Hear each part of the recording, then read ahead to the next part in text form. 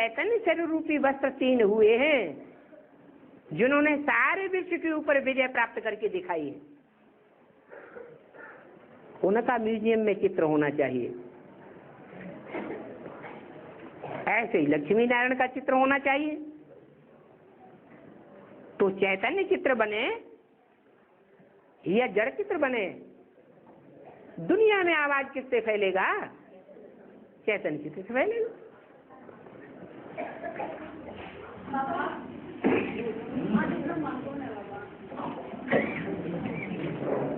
जो आदि में सुनने सुनाने का फाउंडेशन डाले वो आदि ब्रह्मा हुआ। और फिर ब्रह्मा अकेला नहीं होता है, प्रजापिता ब्रह्मा भी चाहिए, जिसकी मूर्तियां बनती हैं। जो सुनने सुनाने वाला भक्ति मार्ग का फाउंडेशन डालने वाला ब्रह्मा है, उसकी मूर्तियां नहीं बनती, मंदिर नहीं बनते, उसकी पूजा नहीं होती है। भारतवर्ष में उसकी मूर्ति बनती है जो आदि में देवता बना। आदि ब्रह्मा तो ठीक है, क्योंकि प्रजापिता तब कहा जाता है जब ब्रह्मा के मुख से ज्ञान सुने। ब्राह्मण बने बगैर प्रजापिता था क्या? मुरली में बोला। तो प्रजापिता बनने के लिए क्या बनना पड़े? ब्राह्मण। और ब्राह्मण किसे कहा जाए? ब्रह्मा मुख की औलाद हो। तो कौन से मुख से प्रजापिता ने सुना? कोई मुख होगा ना जिसके मुख से वो साक्षात्कारों की बात सुनी। तो जो माता निमित्त बनी वो ही गौमुख के रूप में आज भक्ति मार्ग में प्रसिद्ध है। गंगा कहाँ से निकली? गौमुख से निकली। परंतु भक्ति मार्ग में वो गौमुख पत्थर का बनाया हुआ है, माने वो गौ पत्थर बुद्धि है। चैतन्य बुद्धि जब बनती है तो कामधेनु गौया कही जाती है, जिसके शरीर से 33 करोड़ देवताओं को दिखाया जाता है। और जैसे कि सीखे वाले भाई को अगर पैसे देते हैं बाबा में आना और उसने स्वीकार नहीं किया, मान लीजिए स्वीकार नहीं किया, मतलब एक्सेप्ट नहीं किया, उसने स्वीकार नहीं किया, तो बाबा की सेवा मतलब क्या निष्फल हो गया? आपकी इसमें कुछ जो पंपलेट या पर्चा है छपाया हुआ, वो भी एक प्रकार का लिटरेचर है। और लिटरेचर के बारे में बाबा का डायरेक्शन है कि बिना समझाए कोई को लिटरेचर नहीं देना चाहिए। कुछ न कुछ समझाओ।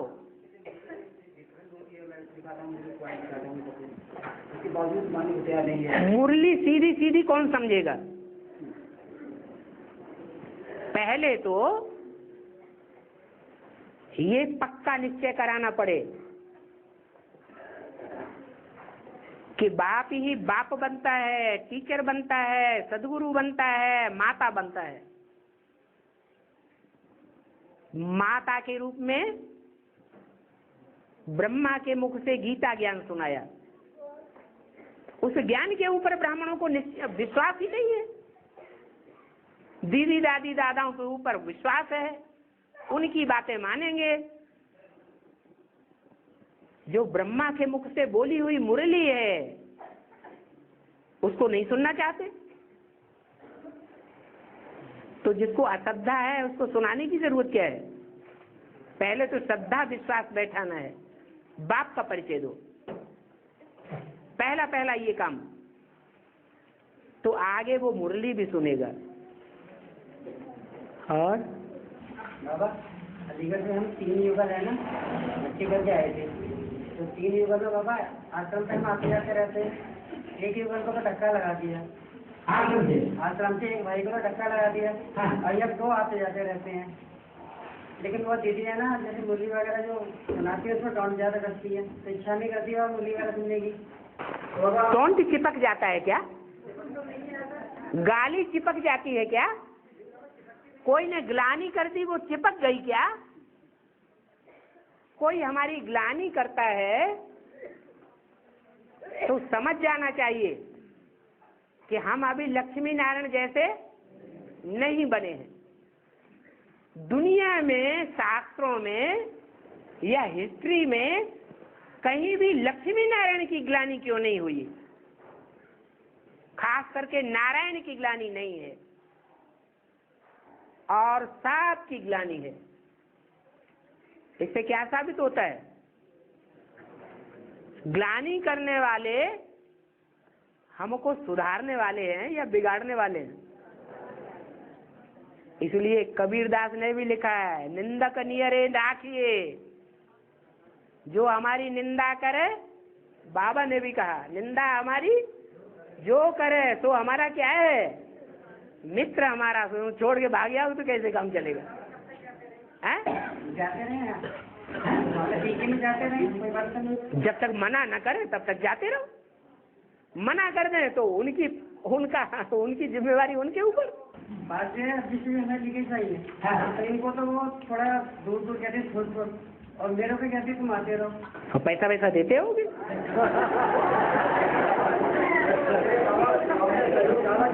भोग वगैरह लगवा देते होगे? मुझे एक बार ऐसी करना है ना कि मेरे तो है ना जीके वालों को पैसा है, उसमें ब्याज वगैरह देता रहता हूँ अक्सर करके। तो दीदी कहती है कि भले ही मुझे महीने के पैसे ना दो लेकिन ब्याज के देते रहो, तो इसलिए। और वो कहती है कि मेरे आते रहो इसलिए मैं चाहता हूँ बाकी अब ना अब मेरे को इच्छा नहीं करती पैसे वैसे देने की, लेकिन इच्छा नहीं है फिर भी देते रहते हैं।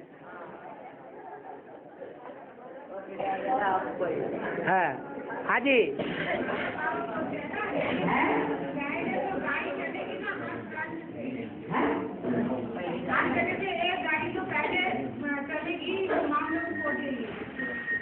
एक गाड़ी चलेगी। हिंदुस्तान पाकिस्तान का जब बंटवारा हुआ तो जो पहली ट्रेन जहां से भी निकली, पहली ट्रेन वो तो निकल गई।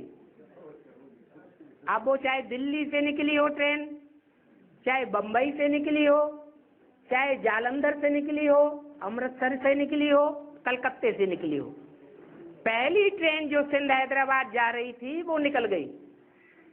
उसके बाद दूसरी ट्रेन में जो चढ़े वो सब काट डाले गए। जो आपने माउंट आबू पहुंचेंगे वह करके संपूर्ण बनेंगे, वो फिर वहाँ पे फिर वो हो गया ना, परमधाम हो गया ना हमारी माउंट आबू। परमधाम बनाएंगे तब हो जाएगा, अपने आप हो जाएगा। बनाएंगे तो परमधाम हो गया ना। हाँ, तो वहाँ पहुँच करके तपस्या करेंगे तभी बनेगा, या हथेली पे हम जम जाएगा? हाँ जी, कुछ ऐसे निकलेंगे जिन्हें अपने घर बार से, देह के पदार्थों से, अपनी देह से, देह के संबंधियों से, देह के घर से उतना मोह नहीं होगा तो धड़ाक से बेच बाच के कहाँ पहुँच जाएंगे? दिल्ली में बनेंगे ना बाबा, फिर स्वास्थ्य जो हमारी बनेगी वो तो दिल्ली में बनेंगे ना। हाँ, तो दिल्ली वाली को भी तो बुलाने के लिए बोला है ना। दिल्ली में स्वर्ग बनाने वाली कौन है? विजय माला का आवाहन करो। हाँ, तो आवाहन करने के लिए बोला ना। लेकिन बाबा वो जो आत्मा होते होंगे परमधाम में, माउंट आबू में, वो फिर दिल्ली कैसे पहुंचेंगे? तब तक तो सारे विनाश हो जाएगा ना। पहले आत्माएं परमधाम जाएंगी या पहले सुखधाम में आ जाएंगी? परमधाम में तो सबको जाना पड़े, एक भी ऐसा नहीं है जो परम धाम में बीज रूप स्टेज न धारण करे। परम धाम जाने के बाद ही कोई तुरंत आ जाएंगे सुख धाम में, कोई पवित्र नहीं बनेंगे, तब तक पुरुषार्थ करना पड़े। बाबा वहाँ से संपूर्ण पद उन्होंने प्राप्त करके परम धाम चले गए, तो उनका शरीर तो वहाँ दब गया ना बर्फ में। कहाँ बर्फ में? बर्फ की बात अलग, देह के पुरुषार्थ की बात अलग। वो बर्फ में दबने वाली बात तब की है जब सारी दुनिया का विनाश हो जाएगा। वो लोग वहाँ पुरुषार्थ करके वापिस के दिल्ली आ जाएंगे। माउंट आबू से वो ही वापस आ जाएंगे जो रुद्रमाला के मण के पवित्र बनेंगे और पवित्र बन करके विजयमाला में ऐड कर लिए जाएंगे, सब नहीं आ जाएंगे। मार्केट जो कुछ शुरू हो जाएगा वो क्या रुक जाएंगे? मार्केट शुरू हो जाएगा तो रुक जाएगा। पहले ट्रेन निकल जाएगी, उसके बाद तो काटे जाएंगे, मारे जाएंगे ना, मिल जाएगा। तो वो जो आत्मा वहाँ से वापस आएंगे तब के सब रुक जाएंगे। बाबा ने कहा आगे चल के हेलीकॉप्टर खरीदेंगे।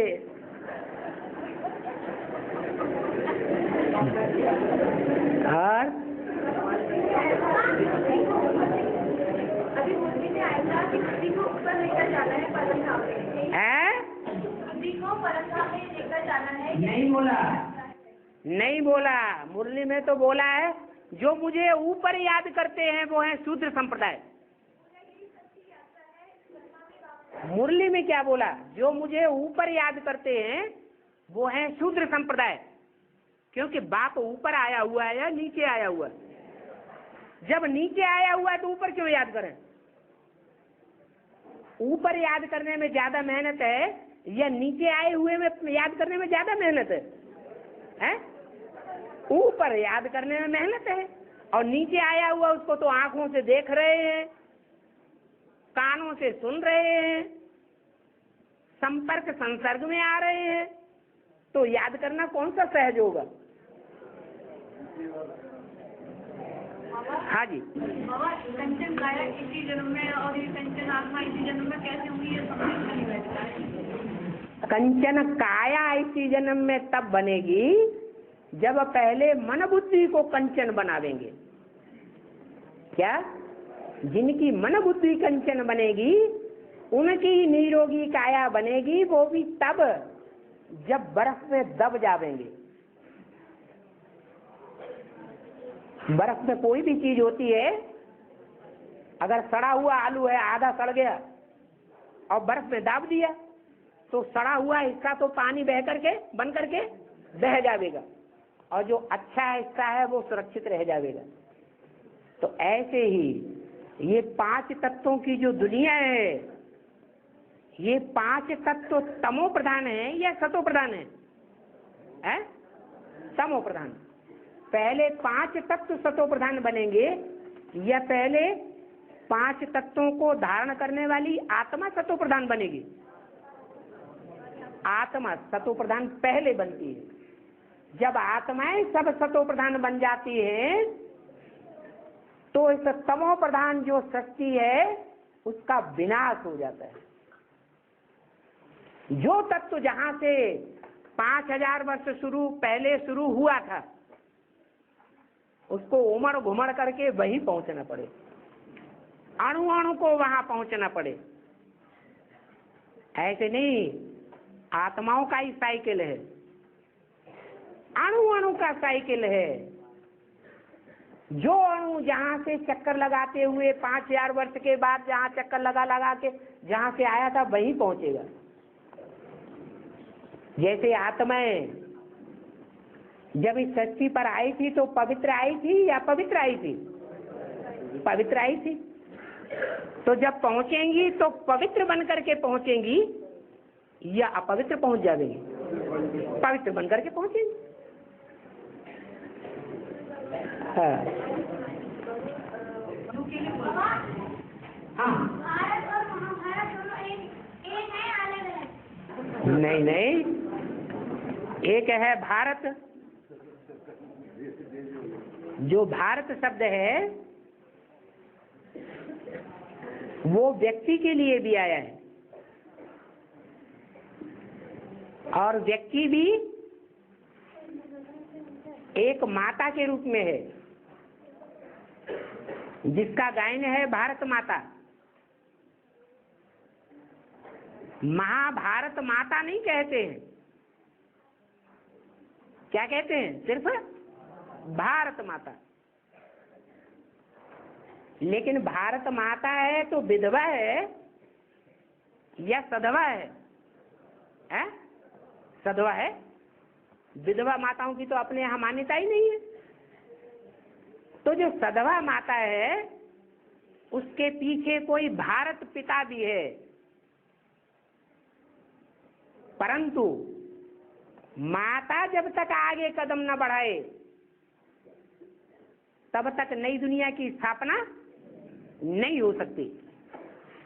भारत स्वर्ग भूमि नहीं बन सकता, वैकुंठ नहीं बन सकता। इसलिए भारत माता का ज्यादा गायन है, वो स्थापना करने वाली है।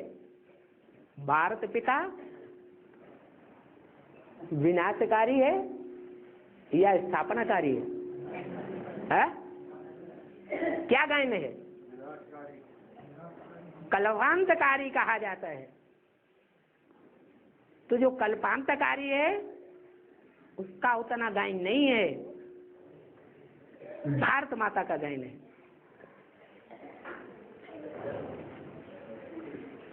बाबा ये बेसिक में हमारे साथ एक मतलब लेडीज क्लास अटेंड कर रही थी और उन्होंने मतलब कुआरी थी, वो शादीशुदा नहीं थी और उन्होंने अब शादी कर ली है। उन्होंने उस पीरियड में बोला था अगली बार जब हम जन्म लेंगे तो हम इंसान का जन्म यानी पुरुष का जन्म मिलेगा मुझे। अब पहले वो ज्ञान में चल रही थी, अब भी ज्ञान में चल रही है। अब उन्होंने शादी कर ली है, क्या ये संभव हो सकता है क्या? कोई कुछ भी सुना देगा, आप विश्वास करने लगेंगे। बाबा ऐसा है कि मैंने ये लक्ष्मी नारायण का जो चित्र देखा, इनको मैंने समझाया कि देखो इनमें कोई फर्क तो है ही नहीं। जैसा जिसका कर्म है, जैसा जिसका पुरुषार्थ है, उसी हिसाब से उसको आने वाले समय में जन्म मिल सकता है। बोलती नहीं मेरे को तो अब की बार में मनुष्य का ही मिलेगा। जब उसने अब शादी कर ली ज्ञान में चलते हुए तो उसको असंभव है कि संभव है? पुरुष का जन्म लेना या स्त्री का जन्म लेना ये शादी से कनेक्टेड नहीं है कि जिसने शादी कर ली उसको स्त्री का ही जन्म मिलेगा या पुरुष का ही जन्म मिलेगा, ये कोई बात नहीं है। शरीर छोड़ने के समय स्मृति की बात है। जिस स्वरूप को स्मृति करेंगे वैसा चोला मिलेगा। तो बाबा ये ज्ञान में चलने के बाद तो शादी नहीं करनी चाहिए थी। हाँ, तो उन्होंने 12 साल बेसिक में चली हो। हाँ। अब 12 साल के बाद में उन्होंने शादी कर ली, ठीक है। अब वो कहती है कि अब भी हम पुरुष का ही जन्म लेंगे, तो ये कैसे संभव हो जाएगा बाबा? अगर पुरुष व्यक्ति के संस्कार हैं, जिससे शादी की, उसको अपने अंडर में रखती है, कंट्रोल करती है, उसकी बात नहीं चलने देती, अपनी बात चलाती है, उसके ऊपर पूरी सवारी करती है, तो संस्कार पुरुष के हैं या स्त्री के? पुरुष के हैं तो पुरुष का ही जन्म मिलेगा। पुरुष के संस्कार प्रबल हैं। लेकिन बाबा ज्ञान में चलने से पहले, अज्ञान में तो शादी हर एक इंसान की होती है भारत में, है? ज्ञान में अगर चलने से पहले अगर कोई शादी करता है वो तो चलो ठीक बात है। अगर वो ज्ञान में चलने के बाद शादी करता है तो फिर वो ज्ञान फिर किस बात करा गया था? प्रजापति में जला नहीं, तो फिर वो उसको कैसे पुरुषार्थ, फिर वो उसको लेडीज ही रहेगी ना। फिर वो लेडी अच्छा पुरुषार्थ नहीं करती है क्या? तो ज्ञान में चलने के बाद फिर वो, आप लेडीज को नीचा क्यों समझते हैं?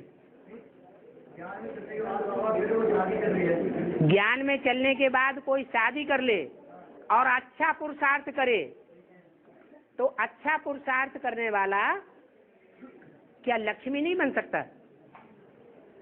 लक्ष्मी जैसा सब तो उन्होंने पहले खो दिया ना।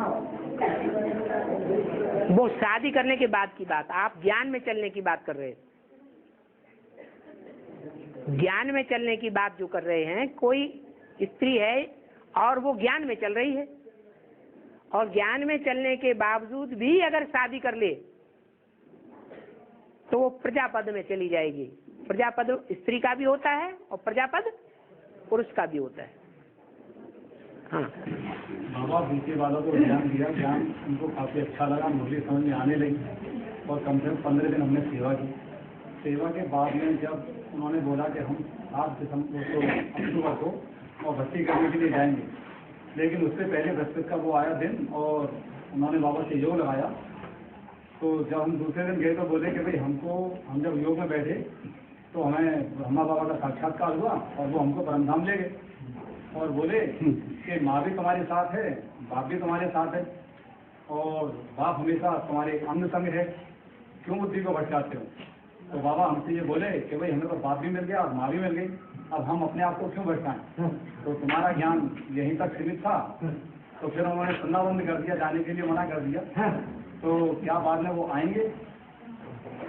सारी दुनिया को सच्चाई की तरफ ही जाना पड़ेगा। उनकी बात क्या है, वो तो हमारे ज्यादा नजदीक है। चंद्रवंशी तो हैं, चंद्रमा की गोद में पले हैं ना, वो कहाँ जाएंगे। उनको तो नाक रगड़ रगड़ के आना पड़ेगा।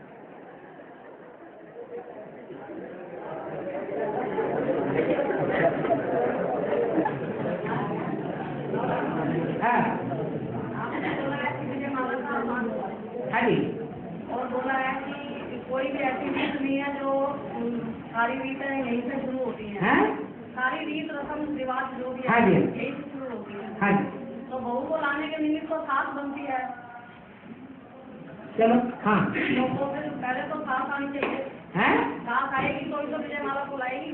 हाँ ठीक है। रुद्रमाला को डायरेक्शन दिया है। डायरेक्शन किसको दिया है? ये विजयमाला का आवाहन करने के लिए किसको बोला है? रुद्रमाला को बोला है। और रुद्रमाला में मुख्य मणके कौन है? माता पिता, ये दोनों मुख्य मणके हैं। तो दोनों मुख्य मणके जब मिलकर के कार्य करेंगे, आवाहन करेंगे, तो गांठ जोड़ेगी और गांठ जोड़ के जो पुरुषार्थ किया जाएगा वो सफल होगा, या बिना गांठ जोड़े पुरुषार्थ सफल हो जाएगा। हाँ वो तो है आशा, लेकिन एक नियम और बाबा ने बताया है। राधा चंद्रवंशी और कृष्ण सूर्यवंशी, तो बड़ी भारी मुझ हो गई है। कृष्ण तो अपने को सूर्यवंशी समझता है, तो सूर्यवंशी चंद्रवंशी राधा के यहाँ नीच कुल में कैसे जावे? वो तो झुक नहीं सकते, तो किसको आना पड़े? राधा को ही आना पड़े। अब वो चाहे राधा हो या राधा की सास हो।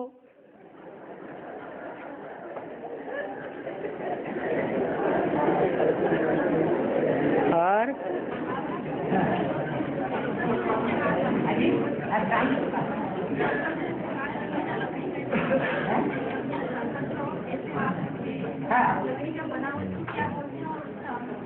वो कौन सा हार है? हाँ, लकड़ी का जो स्टैंड बनता है, उस स्टैंड के ऊपर शंकर जी का एक हाथ रखा हुआ है। तो वो जो लकड़ी है स्टैंड, वो लक्कड़ बुद्धि की यादगार है या चैतन्य बुद्धि की यादगार है? लक्कड़ बुद्धि की यादगार है।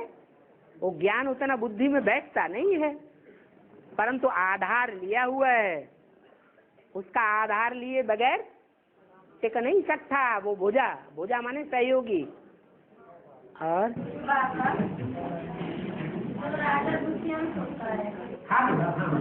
राजा दुष्यंत होता है, तो गायन तो सब सर्वोनिक का ही है।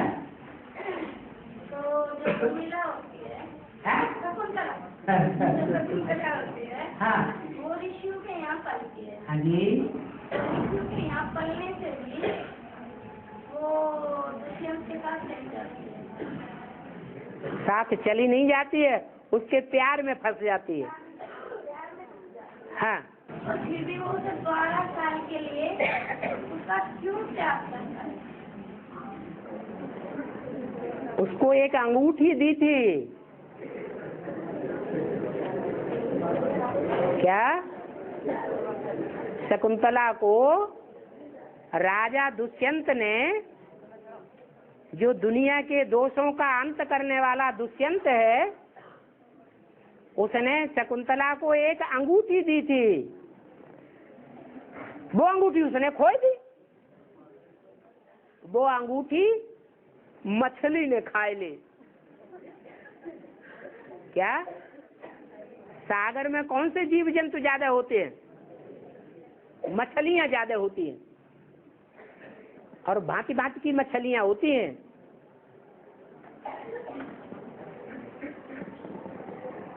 मनुष्य जो मांस खाते हैं, वो कौन सा प्राणी है जिसका सबसे जास्ती मांस दुनिया में खाया जाता है? मछलियां ही हैं। वो सागर में सबसे जास्ती रहती हैं। ये है ज्ञान सागर। क्या इस ज्ञान सागर में भी ढेर की ढेर मछलियां हैं। उन मछलियों में से कोई ने वो अंगूठी हप कर ली। अब फिर स्मृति गायब हो गई। और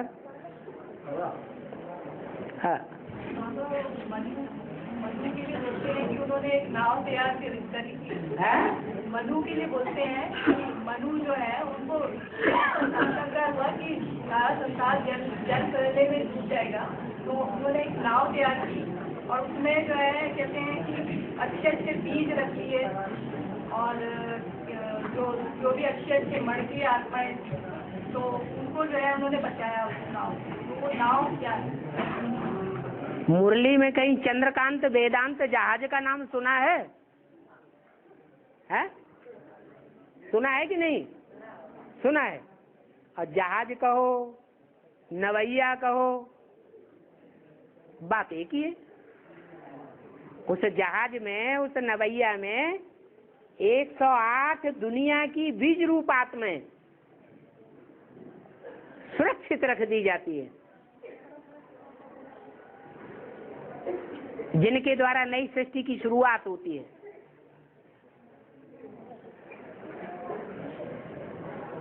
और कहते भी हैं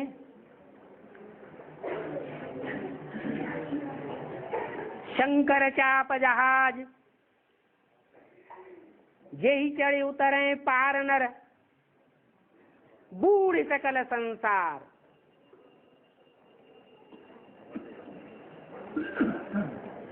जो आधार लेता है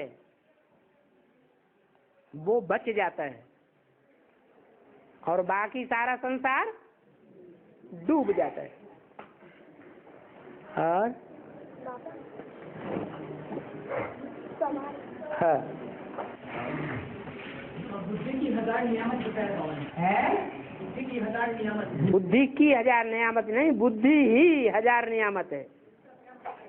इसका मतलब मनुष्य जब जन्म लेता है, और जन्म लेते ही उसको जो बुद्धि मिलती है, कोई करोड़पति के घर में जन्म लेता है, अरबपति के घर में जन्म लेता है, वो अरब और करोड़ 1000 नियामत नहीं है।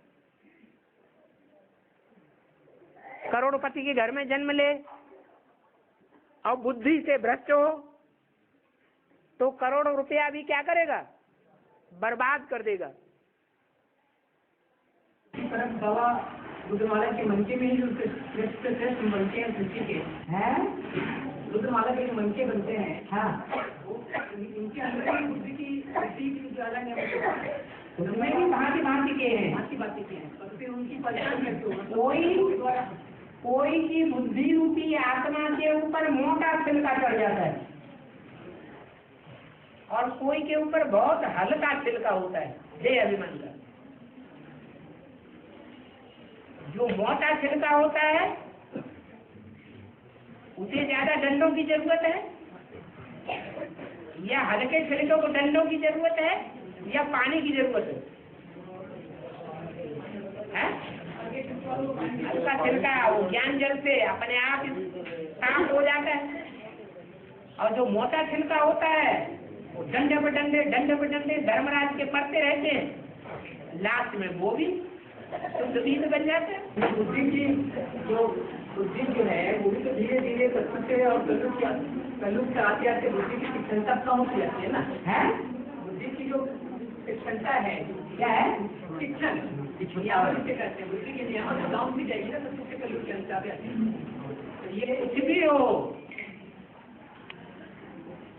जन्म लेने के बाद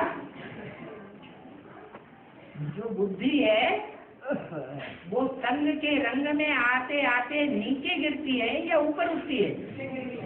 नीचे गिरती है। आखिरी जन्म में आकर के कोई की बुद्धि कम नीचे गिरती है और कोई की बुद्धि ज्यादा नीचे गिरती है। कोई की बुद्धि बहुत पतित हो जाती है, फिर भी उसने ऐसे कर्म किए हुए हैं जो भगवान का सहारा उसे मिल जाता है। दुनिया में ऐसे बहुत से सन्यासी हैं जो पवित्र बुद्धि वाले हैं। उनकी वाचा, उनकी कर्मा, उनका व्यवहार बहुत अच्छा है, लेकिन भगवान उनको नहीं मिलता। संगम निपुण भाव सच्ची बुद्धि पारस बुद्धि बनती है, नंबरवार बनेगी। नंबरवार कैसे? नंबरवार सबकी कैसे बनेगी? पारस तो उसी को कहा जाता है जिसके नजदीक आने मात्र से ही पारस बन जाए, परिवर्तन हो जाए। तो हरेक की पारस बुद्धि नहीं बनती। पारसनाथ नहीं है तो नंबरवार, लेकिन लिमिटेड है। सबकी बुद्धि पारस नहीं बनती। ऐसा क्या श्रेष्ठ बनती है? ऐसा श्रेष्ठ की बनती है, ऐसा काल देवों की पास बुद्धि बनती है। इसके अलावा जो और जो बारे हैं 8 जन के, हाँ जी, उनकी भी बनती है। उनके पास स्वास्थ्य की माला है तो वो अपने जैसा ही बना देंगे। इस्लाम धर्म का अगर मणका होगा तो संघ का रंग लगा के इस्लाम धर्म का बनाएगा कन्वर्ट होने वाला, या देवता धर्म का पक्का बना देगा? है इस्लाम धर्म का बनाएगा तो पारस बुद्धि कैसे कहेंगे? नहीं, उनको अपने तरीके की बुद्धि मिलती है। हाँ। बाबा ये सतयुग के बाद में जैसे ये द्वापर ना आके त्रेता आया है, सतयुग के बाद में द्वापर नहीं आया, त्रेता आया है। और इधर शास्त्रों में गाया हुआ है कि सत्य एक है? सत्य एक है। तो एक के बाद गिनती 2 आनी चाहिए ना बाबा। द्वापर नहीं आया, त्रेता क्यों आया? ये क्योंकि 13 जन्म होते हैं वहाँ में, 13 जन्म होते हैं, इसलिए त्रेता नाम दिया गया। बाबा सतयुग में तो 8 होते हैं, वहाँ 8 के नाम से क्यों नहीं दिया गया? जन्म के हिसाब से क्या 8 होते? जन्म के हिसाब से युग है। जन्म 8 होते हैं। जन्म के हिसाब से युग का नाम क्यों नहीं दिया गया? जन्म 8 होते हैं, उसमें गिनती कला कम होती है या जास्ती होती है? तो कलयुग में तो और भी ज्यादा होती है। फिर गिनती कला ज्यादा होती है। 42 जन्म होते हैं। हाँ। जन्म के हिसाब से फिर युग का नाम होना चाहिए। अगर वहाँ युग का नाम जन्म के हिसाब से है तो नहीं, जहाँ आज कर्म करो और कल उसका फल मिल जाए, जल्दी फल मिल जाए, ऐसा कलयुग में होता है। इसलिए कलयुग नाम पड़ गया। सतयुग त्रेता द्वापर में ऐसा नहीं होता। इच्छा मात्रम अविद्या अच्छी बात है या खराब बात है? अच्छी बात है। तो अच्छा सतयुग में ज्यादा होगा या कलयुग में ज्यादा होगा? है? इच्छा मात्रम अविद्या की जो स्टेज है वो द्वापर में ज्यादा होगी या कलयुग में ज्यादा होगी? द्वापर में ज्यादा होनी चाहिए।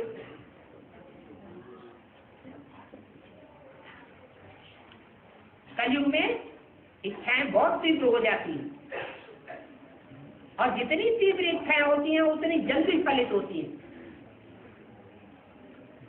इसलिए दूसरे जन्म में ही मोस्टली उसका फल मिल जाता है। इसलिए कलयुग नाम दिया। और कलयुग का बिगड़ा हुआ रूप ही कलयुग हो गया। कलह के लिए ज्यादा होता है, इसलिए नाम भी कलयुग है। और वैश्य को भक्ति ले आते हैं, वैश्य को जन्म होता है उसमें रख के ले आते हैं बच्चे भी। तो सारे दरवाजे अपने खुद चाहते हैं। तो ये कृष्ण का जो पाठ है ना, ये किसका है और बच्चे जी कौन है? वसुदेव, वसु माने धन संपत्ति और देव माने देने वाला। ज्ञान की धन संपत्ति देने वाला कौन है? वासुदेव तो बच्चे का नाम है, कृष्ण का नाम वासुदेव रखा है, एक मात्रा बढ़ जाती है। वसुदेव उसके बाप का नाम, वासुदेव बच्चे का नाम, ब्रह्मा बाप का नाम है, ब्राह्मण बच्चे का नाम है। तो एक मात्रा बच्चे के अर्थ में बढ़ जाती है, इसलिए वासुदेव जो है वो नहीं, वसुदेव। वसुदेव कौन हुआ? ज्ञान धन देने वाला कौन है? शिव बाबा। तो वो तो शिव बाबा हुआ। और कर के ऊपर सूप रखा गया है। सूप क्या करता है? तार तार को गहरे ठोठा दे उड़ाए। सूप क्या करता है?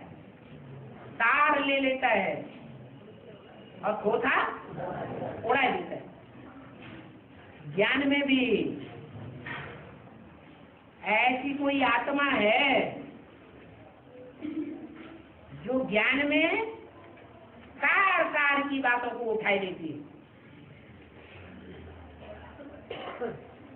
और बाकी फालतू बातों को उड़ा देती है। वो कौन आत्मा है?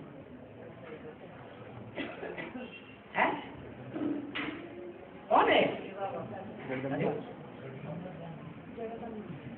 जगदम्बा तार को ले लेती है, तोते को उड़ा देती है? राम वाली आत्मा। तो राम वाली आत्मा हो गई सूप, और उसमें बैठाया गया कृष्ण बच्चे को। कृष्ण बच्चा माने ब्रह्मा की सोल। ब्रह्मा की सोल राम की बुद्धि रूपी टोकरी में कहो, सूप में कहो, उसमें डाली गई। और जो विषय वैतरणी नदी है, काली नदी, यमुना नदी, उसको क्रॉस करता है। ये दुनिया क्या है? विषय वैतरणी काली नदी है, उसको राम वाली आत्मा क्रॉस कर रही है। उसकी बुद्धि रूपी टोकरी में कृष्ण वाली आत्मा विराजमान है। ये एक रूप दिखाया है शास्त्रों में। बाकी शास्त्र का लोग स्थूल बात समझ ली, सारा ज्ञान का घोटाला हो गया। बाबा बोला कि बाप को याद करना है और दूसरी तरफ बोला कि बाबा को याद करना है, इसका क्या होता है? आप कुछ और भूल गए। बाबा ने बोला बाप को याद करो, एक बाप दूसरा न कोई। माँ में कम याद करो, बोला ना। और फिर ये बोला सुखधाम को याद करो, फिर बोला शांति धाम को याद करो। तो एक को याद करें, ये डायरेक्शन दिया। माँ में कम याद करो, फिर सुखधाम को याद करो, शांति धाम को याद करो। तो ये तीन तीन की याद करें या एक की याद करें? वास्तव में ये समझने की बुद्धि का फेर है। जो बाप है वो बाप ऐसा पार्ट बजाता है कि जो आत्माएं उसके कनेक्शन में आती हैं सुखधाम में जाने का पार्ट बजाने वाली, वो बाप के आने से ही गदगद हो जाती है, जैसे कि स्वर्ग मिल गया हो। सब कुछ भूल जाती है। तो सुखधाम हो गया कि नहीं बाप? शांतिधाम, रहने के स्थान को शांतिधाम कहा गया है। सुप्रीम सोल बाप इस धरती पर आकर के कहाँ रहता है? कोई मुकर्रर रथ है उसमें रहता है। तो जिस मुकर्रर रथ में रहता है वो घर हो गया कि नहीं सुप्रीम सोल बाप का? तो शांतिधाम भी हो गया। इसलिए शांति देवा का गायन है। इसका गायन है शांति देवा। तो वो शांतिधाम भी है, सुखधाम भी है और हमारा बाप भी है, अलग अलग नहीं है।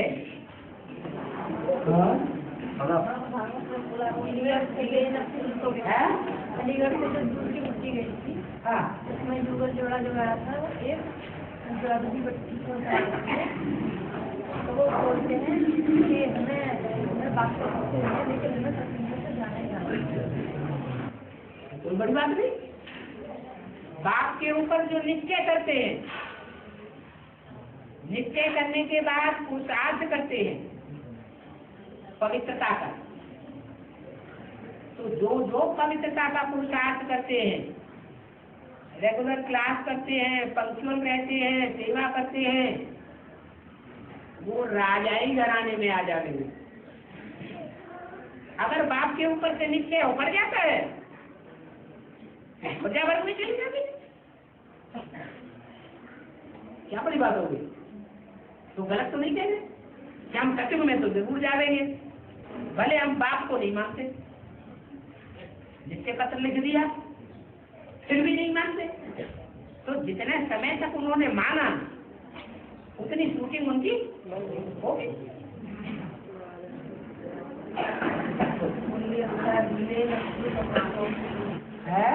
मिले जब भूल तो कांटों से दोस्ती कर ली। हाँ जी, तो इसका अर्थ क्या हुआ? मिले न फूल तो कांटों से दोस्ती कर ली, इसका अर्थ पूछ रहे हैं। एक है रुद्रमाला और एक है विजय माला। विजय माला है पवित्र रहने वाली आत्माओं की माला, जो जन्म जन्मांतर भी पवित्र रही है, भारत की रानियां। और रुद्रमाला है राजाओं की माला, जो जन्म जन्मांतर अपवित्र रहे, सैकड़ों रानियां रखी। तो पतित बने या पावन बने? पतित बने। तो जो पतित हैं वो कांटे हैं, या जो पावन जन्म जन्मांतर रहे वो कांटे। पतित रहने वाले रुद्रमाला के मण के कांटे हो गए और विजय माला के मण के फूल हो गए। राम बाप में शिव बाप आता है, तो राम बाप वाली आत्मा यज्ञ के आज में ही देशिक से बहिष्कृत कर दी गई या रही, अलग हो गई। तो बाप ने उनको बाण दे दिए, रूपी तरकस दे दिया, जाओ शिकार करो, मारो खाओ। क्या? जितना ज्यादा शिकार करोगे, जितना ज्यादा बाण चलाओगे, उतनी उतनी आत्माएं टूट टूट करके तुम्हारे जखीरे में आ जाएंगी।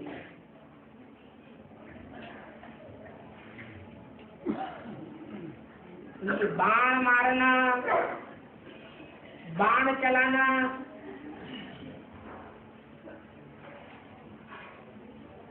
इससे थोड़ा दुख होता है या नहीं होता है आत्माओं को? खास करके देशिक वालों को दुख होता है या नहीं होता है? दुख तो होता है। तो ये दुखदाई कांटे हैं राम और राम संप्रदाय रुद्रमाला के मण के, ये सुखदाई है।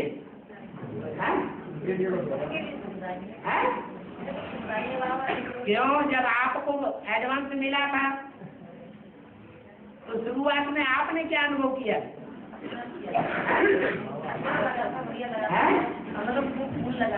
जब वहां से छोड़ के आए थे, अरे बेसिक में थे कि नहीं कभी?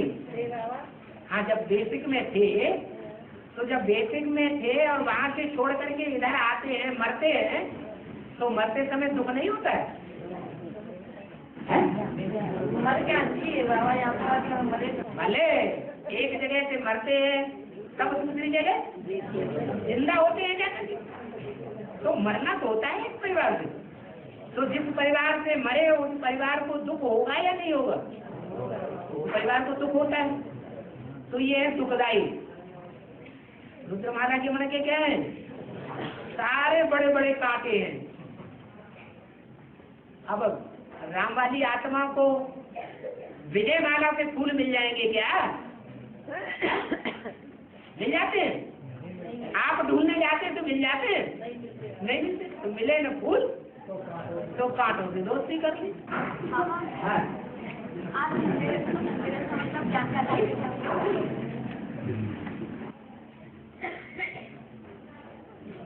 जो दीपावली मनाई जाती है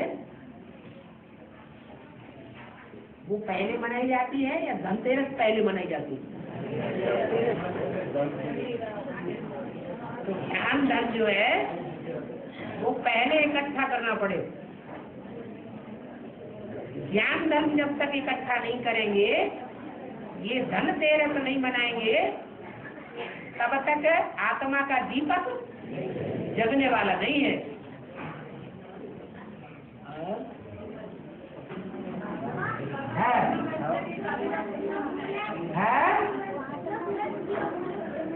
आवाज नहीं आ रही।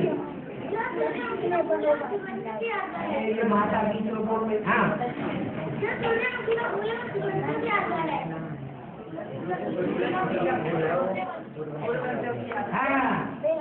हाँ जी है। सूरजमुखी का फूल, उसमें विशेषता ये होती है कि जैसे जैसे सूर्य घूमता जाता है वो फूल भी घूमता जाता है।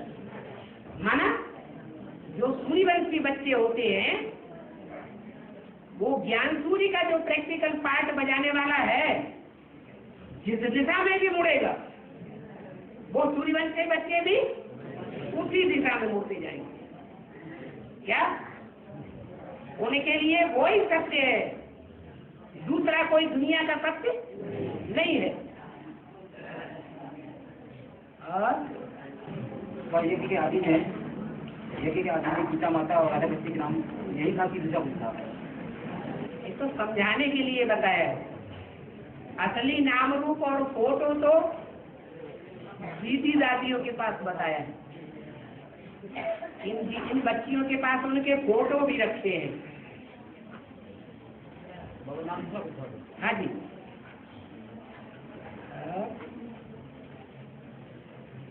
बाबा कहते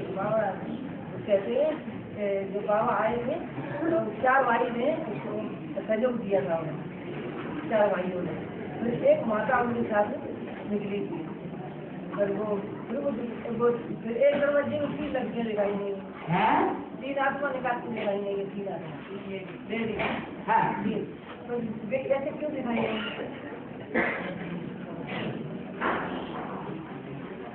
घर जो है वो घरवाली को घर कहा जाता है या ईंटों की दीवार को घर कहा जाता है? घरवाली ही घर होती है। क्या? तो जो 4 कुमार जो सीढ़ी की चित्र में ऊपर दिखाए गए हैं वो चारों कुमार 4 धर्मों के बीज हैं। उनमें तो जो चौथा धर्म है क्रिश्चियन धर्म, उसका जो बीज है वो क्षेत्र में ऐसे संकल्प चलाता है कि हे भगवान के बने बनाए घर तू बिगड़ जा। क्या? भगवान आता है तो घरगृहस्थ बनाएगा या सन्यासी रह करके काम करेगा?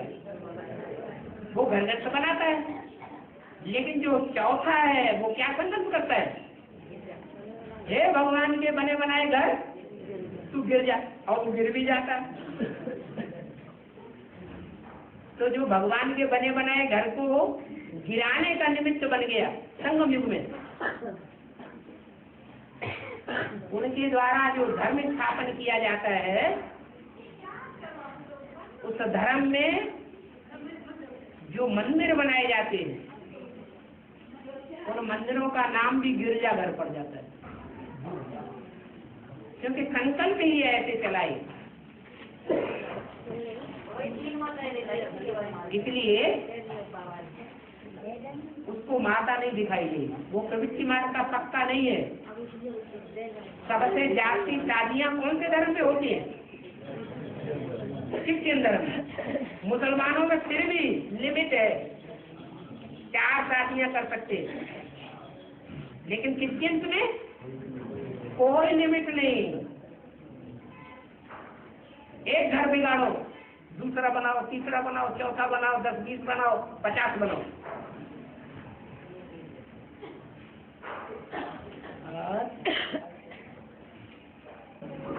राधे कृष्ण का जन्म अक्टूबर में सत्सुग में लक्ष्मी नारायण भी बनते होंगे हैं? राधे कृष्ण का जो जन्म होता है सत्सुग में, सत्सुग शादी में लक्ष्मी नारायण भी बनते हैं जन्म देने के। और ये राधे कृष्ण होते हैं वो मतलब ऐसे स्वयं के रूप में होते हैं, स्वयं के रूप में पैदा होते हैं। हाँ, भाई बहन के रूप भाई बहन में। के रूप में पैदा होते हैं। लेकिन ये कि आदि में जो माता पिता लक्ष्मी नारायण जो है किस बच्चा को जन्म देते हैं? क्रिश्चियन बच्चा को जन्म देते हैं, राधे को जन्म नहीं देते। राधे तो बाद में आती है, उसकी बाद में आती है। जो सत्युग के गायन है शास्त्रों में, यह संगम युग के गायन है। शास्त्रों में जो गायन है वो सत्युग के गायन है, ये संगम युग के गायन, संगम के गायन है। तो संगम में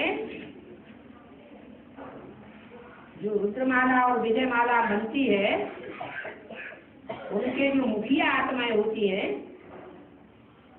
वो रुद्रमाला का मुखिया संगम युगी कृष्ण है और विजयमाला की मुखिया चंद्रवंशी राधा है। इसलिए शास्त्रों में राधा को 3-4 साल बड़ा दिखाया है, माने वो आत्मा पहले आती है। पहले सोमनाथ मंदिर बनता है या पहले मूर्ति स्थापन की जाती है? पहले घर बनाया जाता है, मंदिर माने घर। तो 66 में जैसे ही सोमनाथ मंदिर बनाया जाता है, वैसे ही वो सोमनाथनी रूपी गृहिणी कहो, घर कहो, वो ज्ञान में आ जाता है। उसके 3-4 साल के बाद फिर वो संगम की कृष्ण के रूप में पार्ट बजाने वाली आत्मा भी बेसिक नॉलेज में आ जाती है। इसलिए भक्ति मार्ग में राधा को बड़ा दिखाया है और कृष्ण को छोटा दिखाया है। बाकी सत्युग की कोई गायन पूजन यादगार नहीं है, तो बाबा ने हमको बताया। एक प्रश्न आया है, रामायण को बाबा ने मुरली में उपन्यास क्यों कहा?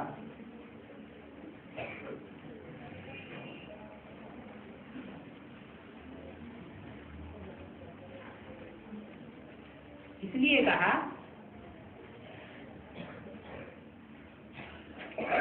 और जो शास्त्र हैं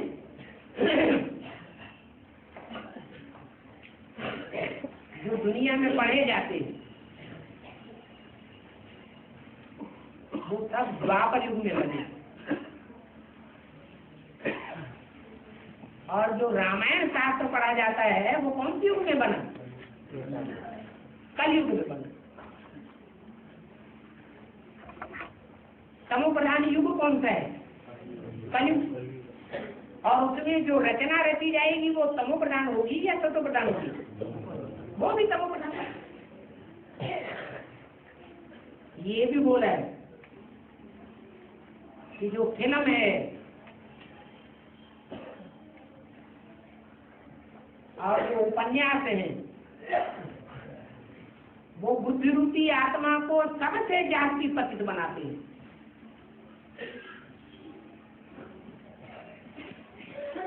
विकार में जाने से भी उतना पतित नहीं बनता जितना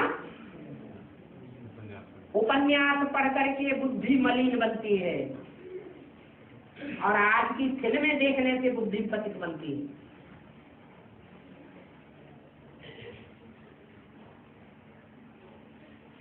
रामायण भी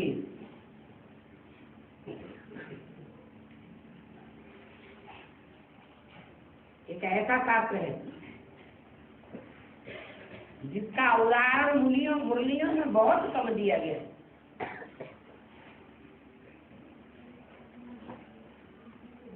भागवत के उदाहरण बहुत दिए, गीता के, महाभारत के, देवासुर संग्राम की बातें बहुत बताई गई, लेकिन रामायण का आगा पीछा नहीं मिलता है। उसको क्लियर करना बहुत मुश्किल है ज्ञान के आधार पर, इसलिए बुद्धि भ्रमित हो जाती है। बल मुरली ने ये भी बोला है, भागवत, रामायण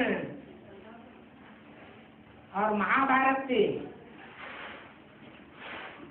तुम ज्ञान को टैली कर सकते हो, डायरेक्शन नहीं दिया करो। क्या? अगर तुम्हें बुद्धि की विशालता अपनी प्रदर्शित करनी है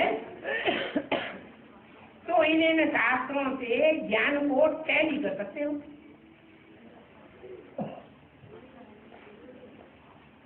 तो बाप ने जो मुरली में सार की बातें बताई हैं, शास्त्रों का सार ब्रह्मा के मुख से आता है ना, तो उन सार की बातों पर मनन चिंतन मंथन करना अच्छा है या तमो प्रधान युग में लिखे हुए शास्त्र पर मनन चिंतन करना अच्छा है?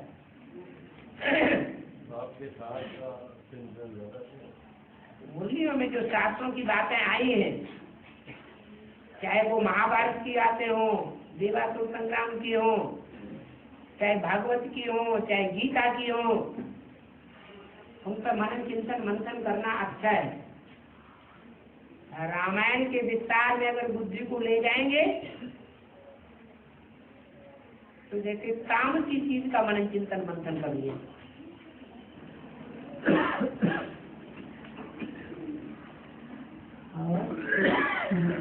ज्यादा लेख रहा कोई युधिष्ठिर कहा गया है इसमें। ज्यादा लेख रहा है कोई युधिष्ठिर नहीं कहा गया। नहीं, हाँ, वो आत्मा जब संपन्न पाठ बजाती है, ज्ञान धारण कर लेती है पूरा, भगवान बाप को साकार में पहचान लेती है, युद्ध के लिए खड़ी हो जाती है, युद्धाय कृत निश्चय, युद्ध में इत्र बनी रहती है। राम वाली आत्मा की अंत तक सहयोगी बन जाती है। तो राम वाले शरीर के द्वारा ही वो युधिष्ठिर कही जाती है, युद्ध में इत्र रहने वाली। नहीं तो उनका तो शरीर 1869 में ही छूट गया था। स्थिर कहाँ रहे?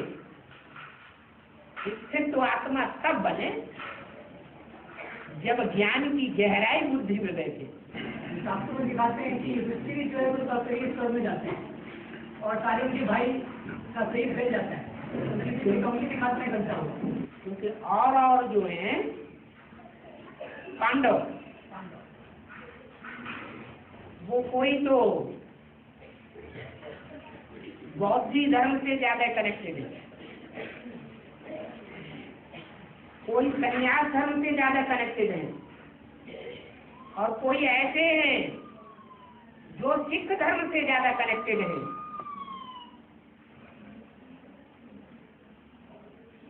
कोई ऐसे हैं जो चंद्रवंश से, त्रेता युग से ज्यादा कनेक्टेड है।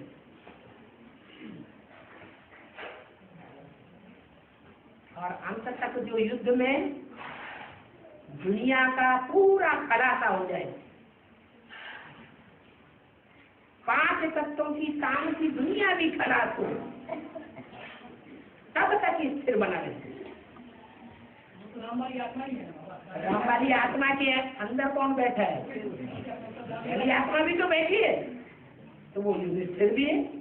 उनका उंगली कह जाता है एक आदमी जो निकल गई। हाँ, ने बोला था अपने जीवन में कोई सहयोगी है जो सहयोगी की ऐसी दशा हो जाती। और बाबा ने तो बोलिए बोला है कि मोर पवित्र होता है। बाबा ने तो बोलिए बोला है कि मोर पवित्र होता है। कौन बोल? हाँ, लेकिन वो तो गंदगी खाता है लेकिन वो तो गंदगी खाता है फिर खाता है तो वो पवित्र कैसे हुआ? दुनिया के जितने भी मनुष्य मात्र हैं उनमें सूर्यवंशी आत्माओं को छोड़ दो, 9 लाख को।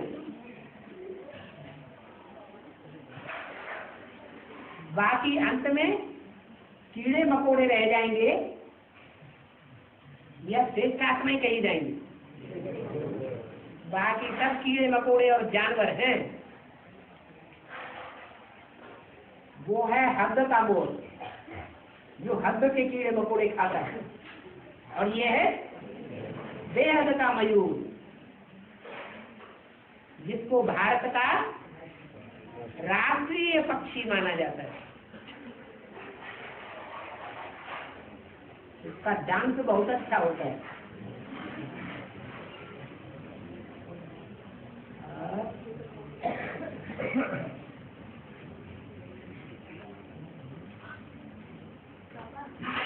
जगन्नाथ जी के झंडा दिखा के उसमें चावल लगा के चावल देते हैं।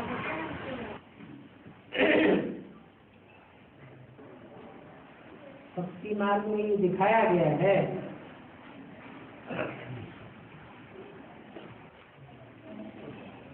वहाँ जो हंडे के ऊपर हंडे के ऊपर हंडे रखे जाते हैं,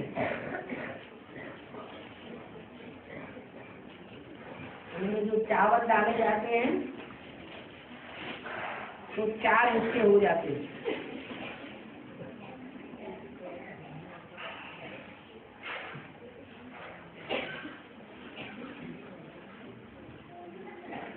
जैसे अमरनाथ में शिवलिंग बनाया जाता था तो अपने आप बनता था या कोई युक्ति थी जिससे बनाया जाता था? मुरली में बोला है कि बाबा अचानक सवेरे 4 बजे चले गए मंदिर में, देखा तो वहाँ कोई ब्राह्मण बच्चा बैठा हुआ बर्फ का लिंग बनाएगा, और आज वो बात सच्ची भी साबित हो गई। तो ऐसे ही भक्ति मार्ग में बहुत ढेर सारी बनावटी बातें बनाई हुई है।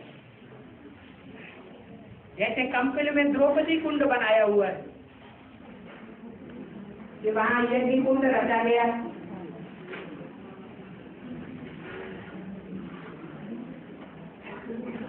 उसमें से द्रौपदी का जन्म हुआ।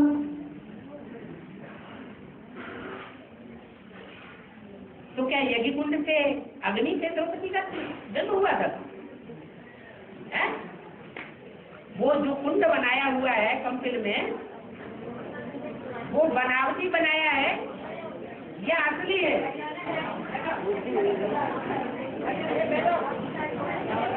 क्यों बैठे हैं? टाइम हो गया, उनको घर में डांट पड़ेगी।